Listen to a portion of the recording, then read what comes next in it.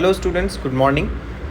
आज हम लोग बात करने वाले हैं फेडरलिज्म के बारे में, जिसको कि हिंदी में संघवाद भी कहते हैं। देखो, ये कोई एक ऐसा टर्म नहीं है जिसको हम एक लाइन में डिफ़ाइन कर दें।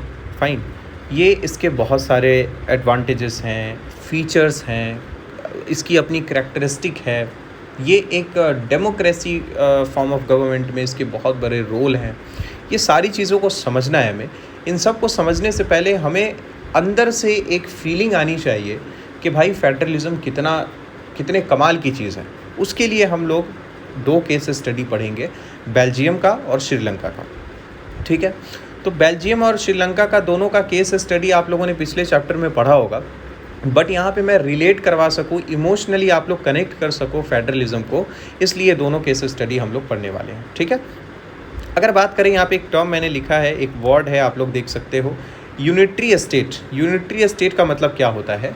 देखो, किसी भी कंट्री में दो तरह की गवर्नमेंट है, स्पेशली अगर देखी जाए तो, कि अगर वो डेमोक्रेटिक है तो एक तो होगा क्या, सेंट्रल गवर्नमेंट होगी, और एक क्या, स्टेट गवर्नमेंट होगी। फाइन, तो यूनिटरी स्टेट हम ऐसे स्टेट को बोलते हैं, एक ऐसे कंट्री को बोलते हैं कि जहाँ पर सेंट्रल गवर्नमेंट के पास सारी पावर्स हो, है ना।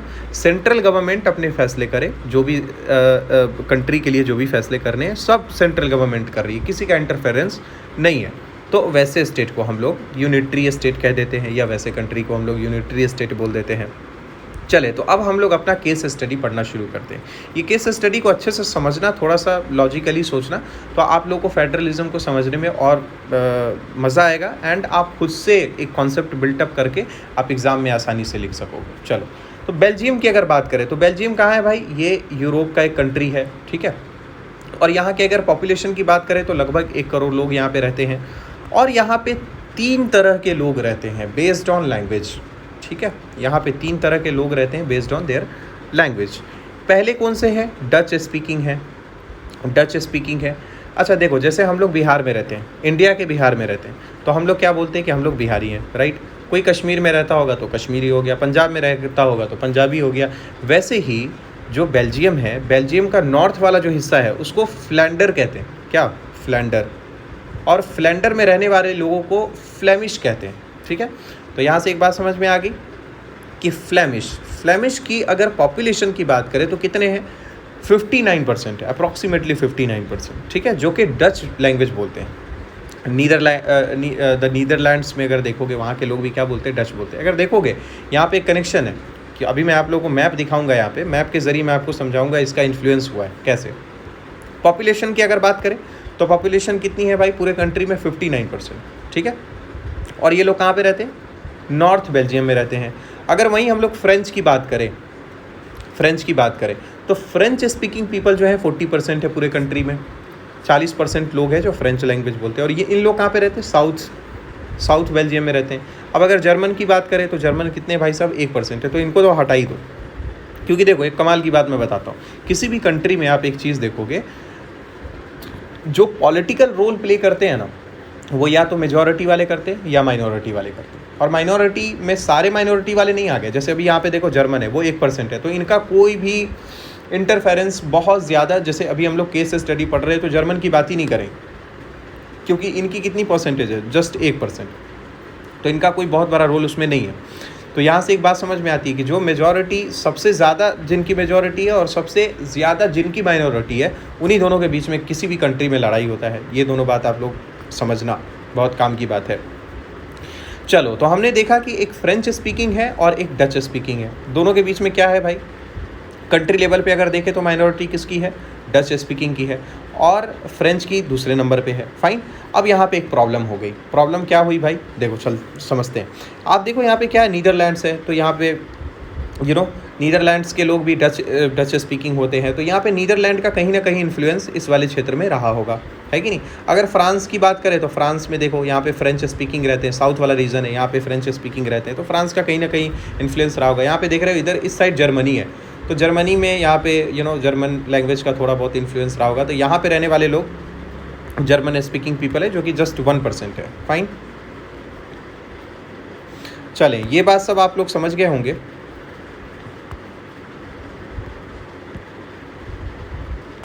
फाइन। तो क्या करते हैं, अब थोड़ा सा यहाँ पे ट्विस्ट है, उसको समझते हैं। आपने देखा कि भाई फ्रेंच स्पीकिंग पीपल जो है कंट्री में, उनकी पॉपुलेशन ज़्यादा है, मेजॉरिटी में वो है, और माइनॉरिटी में फ्रेंच स्पीकिंग है। मगर अगर हम लोग बात करें ब्रसेल की, जो कि बेल्जियम का क्या है, कैपिटल है, तो ब्रसेल में इसका बिल्कुल उल्टा है। उल्टा कैसे है? अगर आप डच को देखोगे तो ये सिर्फ 20% है, और अगर आप इसको देखोगे, डच को अगर देखोगे तो 20%, और फ्रेंच को देखोगे तो 80%। यानी कि ब्रसेल में मेजॉरिटी किसकी हो गई भाई? उसकी मेजॉरिटी किसकी हो गई? फ्रेंच की हो गई, और माइनॉरिटी में चले गए डच। अब इसकी वजह से प्रॉब्लम क्या हुई कि फ्रेंच वाले जो लोग थे ब्रसेल में, यानी कि कैपिटल में, वो इकोनॉमिकली बहुत पावरफुल थे, स्ट्रॉन्ग थे। बिजनेस के इससे देखा जाए पॉइंट ऑफ व्यू से तो प्रॉस्पेरस थे, बहुत सक्सेस थे बिजनेस में, जॉब्स भी इनके पास थी, एजुकेशन भी इनके पास थी, पावर भी इनके पास था। अब इसकी वजह से क्या हुआ, डच को प्रॉब्लम हो गई कि भाई पावर उनके पास, रिस्पेक्ट उनके पास है कि नहीं। अब इसकी वजह से क्या हुआ, इन्होंने जो है कंट्री लेवल पे शुरू किया अपनी सारी चीज़ें, पावर को गेन करना शुरू किया। अब उसकी वजह से प्रॉब्लम इसको हो गई, फ्रेंच को, कि भाई पावरफुल हो रहे हैं ये लोग ज़्यादा, रिस्पेक्ट इनको ज़्यादा मिल रही है, तो उसकी वजह से फ्रेंच जो माइनॉरिटी में थी उसको प्रॉब्लम होना शुरू हो गई। उन लोगों के अंदर एक डर का माहौल पैदा होने लग गया। अब ये जो सारा सिचुएशन बना है दोनों कम्युनिटी के बीच में, अब इसमें सरकार का बहुत बड़ा रोल हुआ। सरकार ने कहा कि भाई दोनों कम्युनिटी के बीच में टेंशन बढ़ रहा है, इसकी वजह से तो सिविल वार हो सकता है, देश की ही बर्बादी हो सकती है। तो उन्होंने कुछ स्टेप्स लिए। अब उन स्टेप्स की बात करते हैं। क्या स्टेप्स लिए हैं? पहला step, equal representation in the central government. The number of Dutch and French speaking ministers shall be equal in the central government. कहा भाई देखो, सेंट्रल गवर्नमेंट में जो डच हैं या फ्रेंच है, दोनों के जो रिप्रेजेंटेटिव्स होंगे या मिनिस्टर्स होंगे वो इक्वल होंगे। पहला चीज़ ये। यहाँ से क्या हुआ भाई, डिस्प्यूट खत्म। चलो, जो भी पॉलिटिकल डिसीजंस होंगे हमारे नेता ले रहे हैं तो कोई प्रॉब्लम नहीं है, फाइन। चलो, उसी तरीके से दूसरा क्या हुआ भाई, special majority for important decision. ये ज़बरदस्त कॉन्सेप्ट है। क्या हुआ, many power of the central government were given to the state government but no single community could make decisions alone. ये दो बातें हैं जो समझनी है हमें। क्या कि अगर जो सेंट्रल गवर्नमेंट के पास जो पावर है वो स्टेट गवर्नमेंट को दे दी गई, पूरी नहीं, मतलब बहुत सारे पावर को शेयर कर दिया गया। क्यों शेयर कर दिया गया? क्योंकि वहाँ पे जो भाई स्टेट गवर्नमेंट है अपने रीजन को अच्छे से समझती है। अच्छा, एक बात याद रखना, हम यहाँ स्टेट बोलते हैं, वो वहाँ रीजन बोलते हैं। तो रीजनल गवर्नमेंट यहाँ से आप लोग कनेक्ट करोगे, स्टेट गवर्नमेंट की बात हो रही है, फाइन। तो क्या हुआ कि भाई स्टेट गवर्नमेंट को पावर दे दिया गया, क्योंकि स्टेट गवर्नमेंट को ज़्यादा अंडरस्टैंडिंग है अपने लोगों की, और स्टेट में जो लोग होंगे, मोस्ट इन्फ्लुएंस्ड आदमी जो होगा वो उसका लीडर होगा, है कि नहीं। और एक कमाल की बात ये हुई कि अगर कोई मेजर डिसीजंस लेने हैं तो उसके लिए दोनों कम्युनिटी का होना ज़रूरी है। कोई अकेली कम्युनिटी नहीं डिसीजन ले सकती। यानी डच चाहे कोई डिसीजन लेना नहीं ले सकते, फ्रेंच चाहे कोई डिसीजन लेना नहीं ले सकते, दोनों का होना ज़रूरी है। उसके बाद एक कमाल की बात ये, जो कि मैंने स्टार लगा भी दिया है, क्या हुआ था कि भाई the constitution said that some important laws could be passed only if both the Dutch and French communities agree, है ना, अग्रीड। तो क्या हुआ कि कॉन्स्टिट्यूशन ने इस चीज़ को अश्योर किया कि भाई अगर कोई मेजर डिसीजन लेने हैं, फाइन, तो डच और फ्रेंच दोनों कम्युनिटी का इन्वॉल्वमेंट होना ज़रूरी है, और दोनों को अग्री भी करना पड़ेगा। अगर दोनों अग्री नहीं है तो वो डिसीजन नहीं लिया जाएगा। तो इससे फ़ायदा क्या हुआ, दे प्रोटेक्टेड द माइनॉरिटी कम्युनिटी। अब इससे फ़ायदा हुआ माइनॉरिटी को कि भाई वो अब पीछे नहीं रहेंगे। जो पॉलिटिकली सही हैं, जिसका पॉलिटिक्स में जो पावरफुल हैं, जाहिर सी बात है उसको कोई प्रॉब्लम नहीं होगी, वो देश में आराम से रह सकेंगे, कोई प्रॉब्लम नहीं होगी। ये तो भाई आप समझ सकते हो कि ये तो ऐसा रूल ही है, फाइन। तो क्या हुआ कि कॉन्स्टिट्यूशन ने उन लोगों के राइट्स को प्रोटेक्ट कर दिया इसके ज़रिए कि भाई दोनों मिल कर के फैसला करेंगे, कोई भी फैसला अगर करना होगा तो। नेक्स्ट स्टेप क्या लिया गया, more powers to state government. Many powers of the central government were given to the state government of the two regions of the country, south या नॉर्थ। दोनों रीजन में क्या कर दिया गया, पावर को डिस्ट्रीब्यूट कर दिया गया, है ना। जो पहले सारे पावर होते थे सेंट्रल गवर्नमेंट के पास, मगर उसमें से ज़्यादातर पावर, और कहें तो अधिक पावर, क्या कर दिया गया, स्टेट गवर्नमेंट को दे दिया गया। ये एक अच्छा डिसीजन था कि भाई अपने अपने रीजन को देख लो, कोई प्रॉब्लम नहीं है, लड़ना नहीं है एक दूसरे से, सही हो गया सब कुछ। उसके बाद क्या हुआ, separate government for Brussels has a separate government in which both communities have equal representations. ठीक है, अब ये भी एक अच्छी चीज़ हुई। जैसे अभी देखो हमारे दिल्ली में क्या है, एक दिल्ली की गवर्नमेंट होगी, है ना, दिल्ली गवर्नमेंट, जिसके जो सीएम अभी थे हमारे अरविंद केजरीवाल जी थे, है कि नहीं। और वहीं जो है दिल्ली में, अगर दिल्ली हमारे देश का कैपिटल भी है तो वहाँ से सेंट्रल गवर्नमेंट भी काम करती है कि नहीं। तो वैसा ही सिस्टम वहाँ भी, कि भाई एक तो सेंट्रल गवर्नमेंट रहेगी ही रहेगी, मगर एक जो ब्रसेल है जो कि वहाँ का कैपिटल है, वहाँ पर भी एक गवर्नमेंट काम करेगी, जिसमें रिप्रेजेंटेटिव्स इक्वल होंगे, डच के आधे होंगे और आधे फ्रेंच के होंगे। उसके बाद क्या होता है, नेक्स्ट स्टेप क्या लिया गया, A third kind of government called the community government was elected by people belonging to one language community। जैसे हमारे यहाँ, इसको थोड़ा ऐसे रिलेट करो, जैसे हमारे यहाँ पंचायत होता है ना, पंचायत गवर्नमेंट होता है, उसी तरीके से वहाँ एक कम्युनिटी गवर्नमेंट बनाई गई, जो वहाँ के जो लोकल लोग हैं, लैंग्वेज मतलब जो लोकल लैंग्वेज है वहाँ पे बोला जाने वाला, वो जो लोग हैं वो चुनेंगे, है कि नहीं। तो इससे क्या हुआ कि भाई सबके राइट्स जो है यहाँ पे सेव हो गए, है ना, किसी को कोई प्रॉब्लम नहीं, सब अब आराम से रह सकते हैं। इन्होंने बहुत बड़े वॉर से बचा लिया अपने देश को। अब यहाँ से एक पॉइंट याद रखना जो कि आपके एनसीईआरटी में भी है, in 1993 central given power to regional government, वही जो मैंने कहा था स्टेट गवर्नमेंट, वहाँ पे इसको रीजनल गवर्नमेंट कहते हैं। 1993 में क्या हुआ, सेंट्रल गवर्नमेंट ने अपने पावर किसके साथ शेयर कर दिए, रीजनल गवर्नमेंट के साथ, यानी कि स्टेट गवर्नमेंट के साथ। फाइन, अब क्या होता है भाई, people of the same language elected this government. Fine, अब जो भाई जाहिर सी बात है, जो लैंग्वेज वहाँ पे बोली जाती है उनके लोगों ने अपना गवर्नमेंट को चूज़ किया, अपना स्टेट गवर्नमेंट बनाया, है ना। It looked after cultural, educational and language related matters. अब जो एक स्टेट गवर्नमेंट बन करके आई, क्योंकि देखो सारे फैसले तो नहीं ले सकती ना, अब देश के डिफेंस सिस्टम का अगर मैनेजमेंट देखना है तो वो तो स्टेट गवर्नमेंट नहीं देख सकती, राइट। अगर करेंसी से रिलेटेड कोई डिसीजन लेने तो कोई एक स्टेट तो नहीं ले सकता डिसीजन। तो कुछ इस तरीके के जो मेजर डिसीजंस है वो तो सेंट्रल गवर्नमेंट लेगी, मगर जो एजुकेशनल हो गया, कल्चरल हो गया, या उसकी अपनी जो चीज़ें है ना, डेली लाइफ की जो चीज़ें है उसके ऊपर, जैसे पुलिस है अगर, तो पुलिस किसके अंडर में रहेगी, स्टेट के अंडर में रहेगी, कि उसमें कोई इंटरफेरेंस नहीं होगा सेंट्रल गवर्नमेंट का, है कि नहीं। तो इस तरीके से था, ठीक है। और इससे क्या हुआ भाई, जो उनका कल्चर था या एजुकेशन था या लैंग्वेज था, सबको वो लोग सेव कर सके। अगर ऐसा नहीं होता तो क्या होता, उनकी लैंग्वेज भी ख़त्म हो सकती थी। जिसका इन्फ्लुएंस बहुत ज़्यादा होता वो अपनी लैंग्वेज को डाल देते, क्योंकि यही केस हुआ है श्रीलंका के केस में, अभी हम लोग देखेंगे भी, है ना। अब क्या हुआ, तो बेल्जियम का अब कंक्लूड करते, बेल्जियम ने क्या चूज़ किया भाई, बेल्जियम ने चूज़ किया पावर शेयरिंग और अपने सारे डिस्प्यूट को ख़त्म कर लिया। अगर पावर शेयरिंग नहीं होती तो क्या होता भाई, वहाँ पे सिविल वॉर होता, जो कि अभी देखेंगे हम लोग श्रीलंका में वही हुआ है। क्या हुआ, चलो श्रीलंका की बात करते हैं। श्रीलंका क्या है भाई, एक आइलैंड कंट्री है, जैसा कि आप देखते हो जब भी जाओगे आप इंडिया का मैप खरीदने तो आपको साथ में वो फ्री में मिल जाएगा श्रीलंका का। श्रीलंका को आज़ादी मिली थी भाई साहब ब्रिटिश से 1948 में, ठीक है। और जब आज़ादी मिल गई तो क्या होता है, वहाँ पे दो तरीके की कम्युनिटी उभर करके आई, एक थे सिन्हाला स्पीकिंग और दूसरे थे तमिल स्पीकिंग। एक जो सिन्हाला लैंग्वेज बोल रहे हैं और दूसरे जो तमिल लैंग्वेज बोल रहे हैं। अगर सिन्हाला की बात करें तो ये 74% है, मेजॉरिटी में है। अगर तमिल स्पीकिंग की बात करें तो वो सिर्फ 18% है। और 18% में भी क्या है कि कुछ वो हैं जो नेटिव हैं, मतलब वहीं के रहने वाले, और कुछ कौन है जो गए थे, ब्रिटिश लोग लेकर के गए थे टी प्लांटेशन के लिए इंडिया से, इंडिया के साउथ में से, क्योंकि कनेक्ट करता है ना, तो इंडिया के साउथ में से लेकर के गए थे वहाँ पे श्रीलंका में कि भाई चलो तुम लोग टी प्लांटेशन के लिए, चाय पत्ती वगैरह का प्लांट वगैरह लगाने के लिए, ठीक है, ब्रिटिश वाले लेकर के गए थे। तो इसमें भी तो दो लोग बटे हुए हैं, है ना, एक ओरिजिनल हो गए और एक इंडिया से आए हुए हो गए। तो क्या हुआ, सिन्हाला मेजॉरिटी में है तो सिन्हाला ने एक प्रॉब्लम क्रिएट कर दी। सिन्हाला ओनली एक्ट लेकर के आ गए। सिन्हाला ओनली एक्ट ने क्या कहा, 1956 में ये एक्ट आया था, याद रखना। इन्होंने क्या कहा कि सिन्हाला लैंग्वेज जो है वो ऑफिशियल लैंग्वेज होगी। अब यहाँ से प्रॉब्लम हो गई कि भाई एक कोई पर्टिकुलर लैंग्वेज को आपने ऑफिशियल लैंग्वेज बोल दिया, हालांकि यहाँ पे तमिल स्पीकिंग भी है। अब यहाँ से इन लोगों का डिस्क्रिमिनेशन होना शुरू हो गया, जितने भी राइट्स थे सब बट गए। अब इन लोगों को बहुत सारी अपॉर्चुनिटीज़ नहीं मिल रही थी। जॉब में अगर देखा जाए तो सिन्हाला है कि नहीं।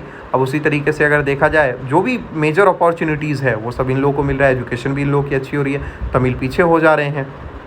अब क्या हुआ, तमिल स्पीकिंग ने क्या किया, रिवॉल्ट कर दिया। नहीं भाई, दे डिमांडेड इक्वल राइट्स। उन्होंने कहा कि नहीं, हमें इक्वल राइट्स चाहिए, है ना। और क्या कहा, रीजनल ऑटोनॉमी चाहिए, यानी कि हमारा जो रीजन है जहाँ पे तमिल के लोग ज़्यादा रह रहे हैं वहाँ पे उनको आज़ादी होनी चाहिए, उनकी अपनी गवर्नमेंट होनी चाहिए, उनका अपना एक उसको स्टेट बना दो, उन लोग अपने डिसीजंस ले सके, उसमें सेंट्रल गवर्नमेंट इंटरफेयर ना करे, ऐसा बोल दिया इन्होंने कहा कि भाई इक्वल राइट दो, इक्वल अपॉर्चुनिटी दो और पावर शेयरिंग करो, पावर को बांटो, एक जगह पावर सीमित नहीं रहेगा, सब में बांट दो, ऐसा कहा इन्होंने। लास्ट में तो उन्होंने एक कमाल का बोल दिया, क्या डिमांड कर दिया कि फेडरल सिस्टम दे दो भाई, हमारा जो एक फेडरल सिस्टम बना दो। अब यहाँ से बात आएगी आपके दिमाग में फेडरलिज्म यानी कि फेडरल सिस्टम।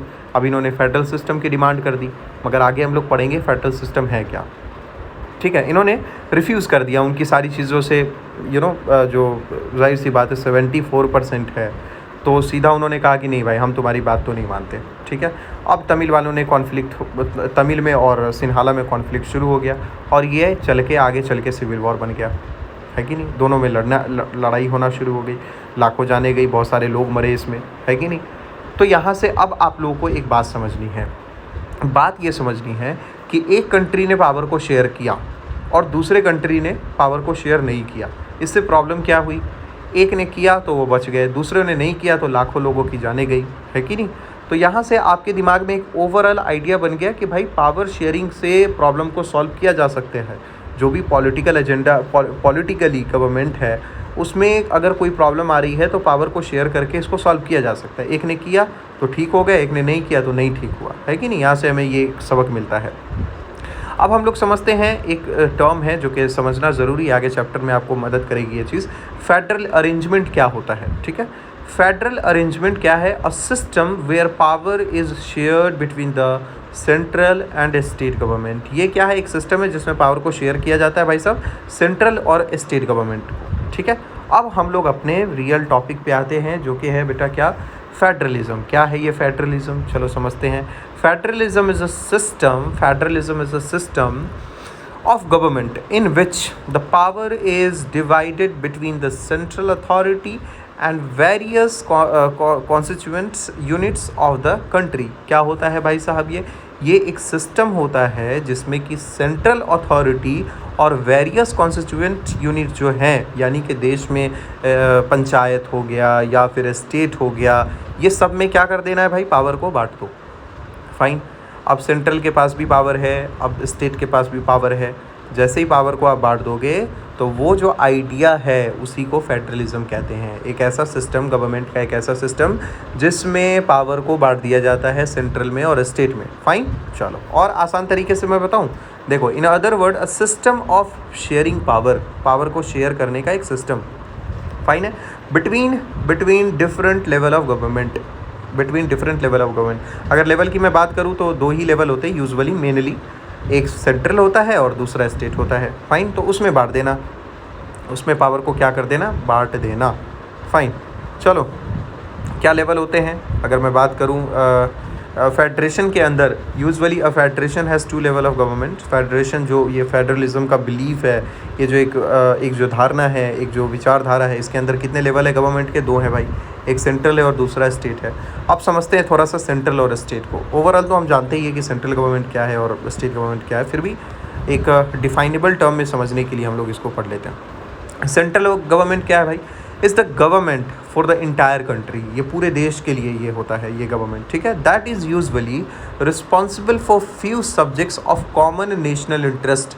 नेशन के यानी कि किसी भी राष्ट्र के जो कॉमन इंटरेस्ट होते हैं, यानी कि कॉमन चीज़ें हैं जो कि हर स्टेट फैसला नहीं कर सकती उसके लिए, नहीं तो उसमें कॉन्फ्लिक्ट होंगे, तो वैसे जो भी रिस्पॉन्सिबिलिटी है उसको देखने वाले गवर्नमेंट को सेंट्रल गवर्नमेंट कहते हैं। अब एग्जांपल से समझते हैं भाई, देखो जैसे कि डिफेंस, कोई स्टेट अगर चाहे किसी कंट्री के डिफेंस को मैनेज करना, तो भाई वो तो डेमोक्रेसी ख़त्म हो गई ना, वहाँ पे तो डिक्टेटरशिप आ गया। फाइन, कि भाई चलो एक स्टेट पावरफुल है, उसके पास सब कुछ था इसलिए उसने रूल कर लिया। उसी तरीके से रेलवे है या करेंसी है या फॉरेन अफेयर है, फॉरेन अफेयर जो बाहर के विदेशों में इंपोर्ट एक्सपोर्ट वाली जो भी चीज़ें रहेगी, उसके अफेयर को, उसके मामलों को देखने का काम रहेगा सेंट्रल गवर्नमेंट का। उसी तरीके से नेशनल सिक्योरिटी की अगर बात करें, देश को बचाने के लिए जो हमारे बॉर्डर्स हैं, बॉर्डर्स को देखने का काम किसका रहेगा भाई, हमारे सेंट्रल गवर्नमेंट का काम रहेगा। स्टेट क्या है, the second level in the state, the second level is the state government. ये क्या करता है भाई, it looks what after the daily administration of the state.